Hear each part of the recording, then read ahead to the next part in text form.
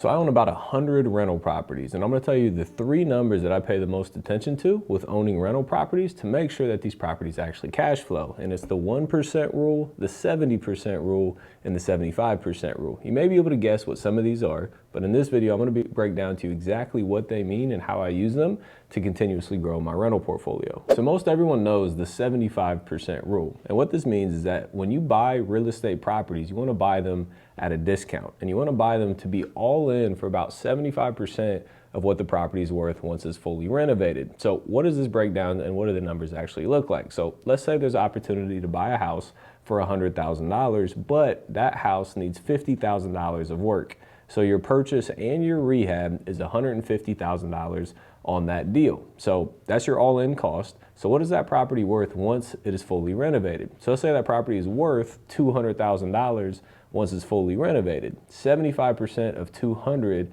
is $150,000. That means you're all in for 75% of the after repaired value. Ideally, we want to be at like 70%, but sometimes I'm willing to go up a little bit more to the 75% if the deal still makes sense and if it still cash flows, you know, with these other numbers that we're going to talk about here shortly. But that's number one, the 75% rule, because with my strategy of real estate investing, it's called the BRRRR method: buy, renovate, rent, refinance, and repeat. I want to get these houses for free, otherwise known as not using any of my own money. So when you do cash out refis with banks, they will give you back about 75%. So the goal is to get all your money back out of the deal. So now you own this property without using any of your own money. Now take this 75% rule and the other rules that I'm gonna tell you here afterwards with a grain of salt, because at the end of the day, rules are meant to be broken, right? I've bought houses and I've been at 80% of value sometimes.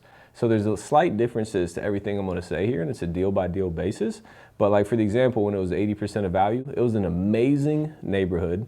It was very, it was A-class. It wasn't like a C-class property. It was an A-class property. The cash flow was tremendous. It was way better than what I'm gonna tell you here next.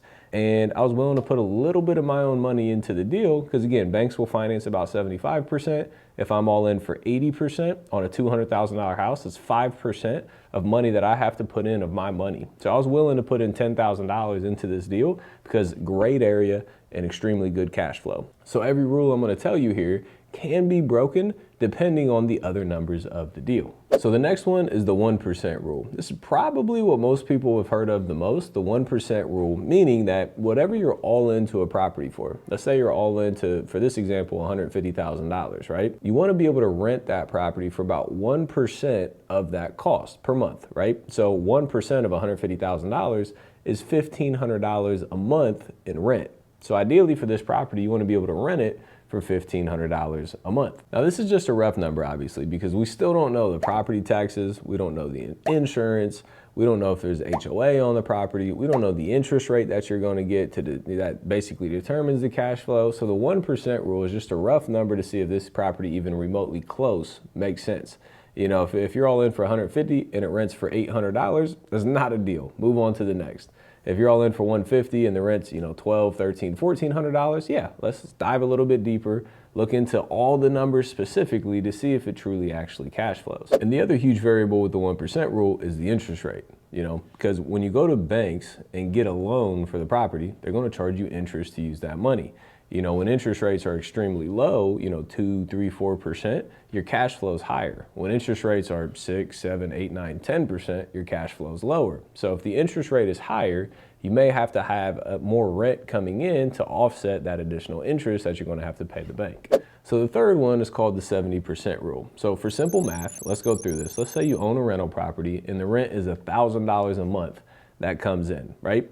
In a perfect world, you want your expenses, you don't want to be spending any more than 70% of that rent a month in expenses. Now this can include principal, which is the payment that you have to make to the bank, and interest, so your principal and interest payment, and property taxes and insurance, and if there's HOAs, any other fees that you have to pay, vacancies and repairs. Ideally, you want to be less than 70% of that, right? So you don't want to spend more than $700 a month in those expenses.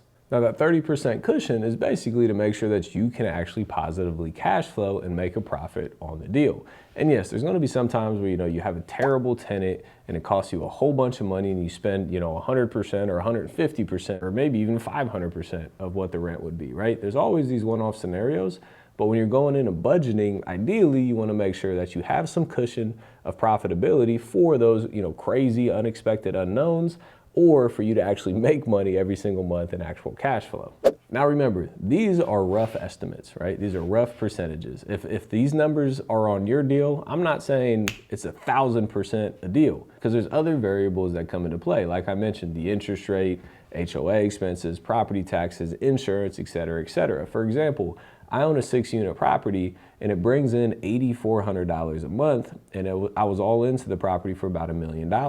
So I'm actually at a 0.84%. So I'm even less than 1%, right? Which is the 1% is what I told you, and I'm less than that. So theoretically, it's not a good deal, but it's still a good deal. And here's why: because I have a 15-year tax abatement on the property.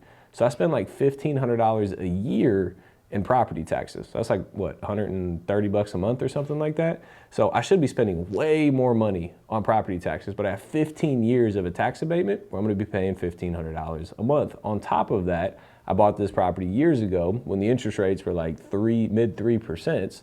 So I have a super low interest rate, I have super low property taxes, so the income on that property doesn't have to be as high to meet the 1% rule for it to still cash flow. And another example, right? I have a rental property. You want your expenses to be the 70%, right? No more than 70%. I have a rental property right now that's like 90 to 95%. Well, Austin, why in the world would you buy that? It's because it's a phenomenal deal. When I bought it, I had about $50,000 in equity. Day one, I had to give previous seller a 1-year lease back on the property at a rental rate that is less than the market standards, right? I'm renting it at $1,600, but the market is $2,100, right? So I'm, somewhat breaking even for a year, because once that year's over, I immediately walk in and have a lot of, not even after the year, right now, I'm walking into a property with over $50,000 in equity, and a year later, I'm gonna increase the rent from $1,600 to $2,100, therefore making it about 70%, right? So there are variables to these numbers, so don't let these numbers, set in stone and be the ultimate decision maker on a deal. These are rough numbers, so you can look at a deal very quickly to determine, hey, yes, I should spend more time and look into this deal. Or, hey, no, this is so far off, it's not even worth my time to dive a little bit deeper. So comment below and let me know what percentages you follow and if they're different from mine. And watch this next video here. It's a case study of a perfect bird deal of how I got a property for free.